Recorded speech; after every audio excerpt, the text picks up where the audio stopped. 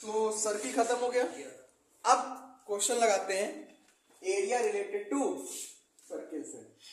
Area related to circle से जो chapter है इससे रिलेटेड जो थ्योरी है पहले वो पढ़ेंगे, क्योंकि ये चैप्टर भी सर्किल से रिलेटेड है। ठीक है, तो अब इसमें हम चीजों को आगे पढ़ते हैं। तो सबसे पहले बताओ सर्किल क्या होगा। एक मिनट को चेक करने दो। हाँ, तो फिर सेक्टर बढ़ाना पड़ेगा, एक चीज ध्यान दो। ठीक, अभी बता रहा हूँ, टेंशन ना लो। वो हमको पता है नई वाली बुक में एक ही है, नई वाली बुक में सर्कमफ्रेंस नहीं है, लेकिन फिर भी जान लो सर्कमफ्रेंस क्या है। ठीक, तो सर्कमफ्रेंस ऑफ सर्किल कितना होता है? 2 पाई आर। सर्किल क्या होता है? सर्कमफ्रेंस होता क्या है? सर्कमफ्रेंस जानते क्या होता है? सर्कमफ्रेंस होता है टोटल कितना डिस्टेंस, मतलब कि पैरामीटर बोल सकते हो। क्या बोल सकते हो? पैरामीटर। यहां से चले पूरी दूरी जो कवर की इसी क्या बोलेंगे हम? सर्कमफ्रेंस बोलेंगे। क्या बोलेंगे? तो सर्कमफ्रेंस सर्किल क्या होता है? 2 पाई आर होता है। अच्छा, पाई अलग कर लिया, 2r अलग कर लिया, और 2r होता क्या है? डायमीटर। 2r क्या होता है? डायमीटर होता है, और सर्कमफ्रेंस बराबर पाई टू डायमीटर। तो सर्कमफ्रेंस अपॉन डायमीटर बराबर क्या हो जाएगा? पाई। क्लियर? इतना समझ गए? देखो पुरानी बुक्स में क्या था, पुराने एनसीईआरटी में क्या था, 11.1 11.2 था, पहले सर्कमफ्रेंस था। लेकिन अब क्या है, ये सर्कमफ्रेंस वाली चीजें हटा दी है, सिर्फ एरिया से रिलेटेड चीजें रखे हुए हैं। ठीक है, पुरानी बुक्स में 11.1 11.2 दोनों है। ठीक है, तो ठीक, तो अब एरिया वाले फॉर्मूला जानेंगे, पहले इतना नोट कर लो, फिर आगे फॉर्मूला पे आते हैं एरिया वाले पे। इतना नोट कर लो। अब देखो, अब एरिया ऑफ सर्किल का फॉर्मूला क्या होता है? Pi r square. तो पढ़ते आ रहे हो, 9th में पढ़ा होगा, pi r square area of the circle होता है।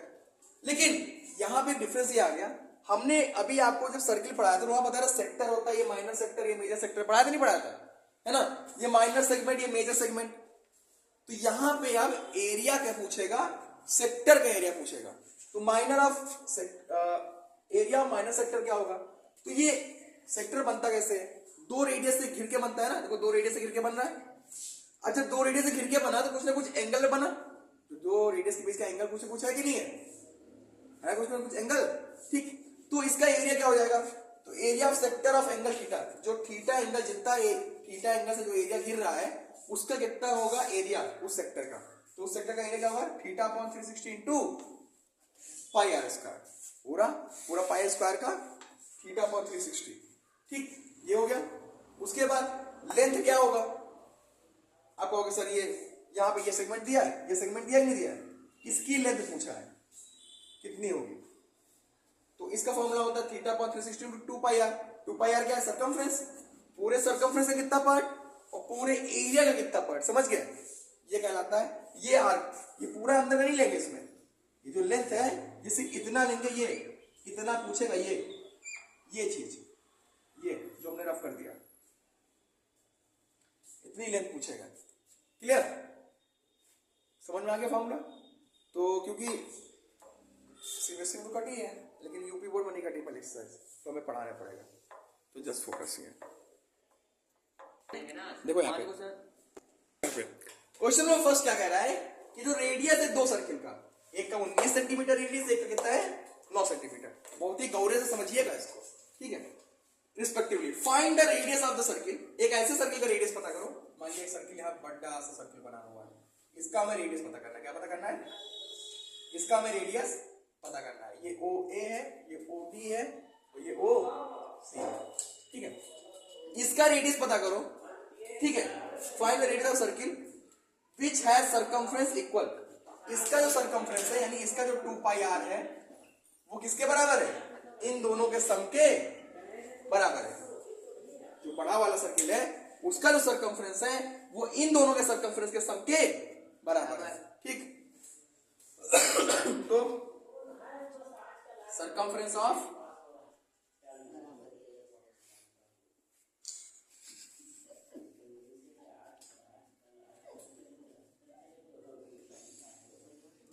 Big circle is equal to circumference of, इसको सर्किल A1 मान लो और इसको 2 मान लो।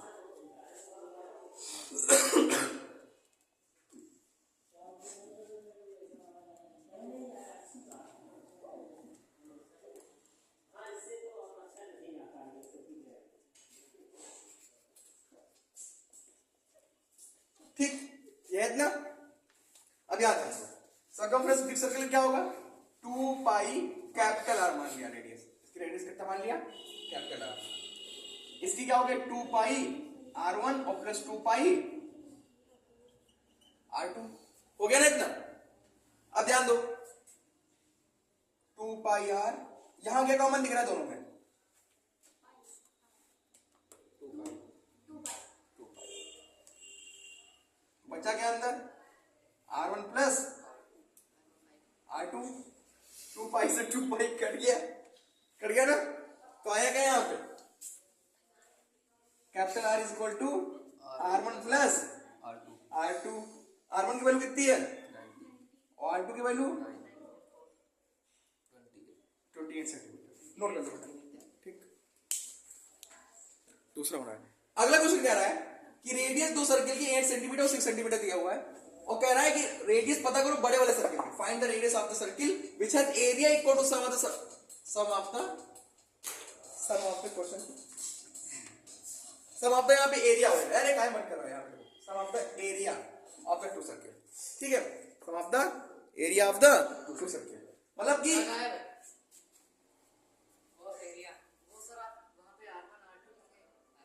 हाँ तो बेटा R1 value 8 centimetre, R2 value 6 दिया ना। ठीक, तो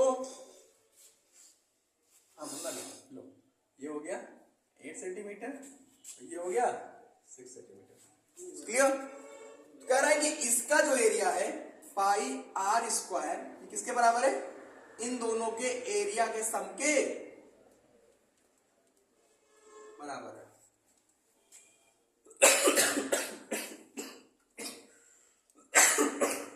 ठीक है, यहां ले लो पाई कॉमन, क्या ले लो, पाई ले लिया कॉमन, यहां भी पाई को ऐसे रहे तो पाई से पाई चल बसा, पाई से पाई आया क्या, आर स्क्वायर बराबर R1 की वैल्यू कितनी, 6 का स्क्वायर, सॉरी 8 का स्क्वायर और प्लस 6 का स्क्वायर,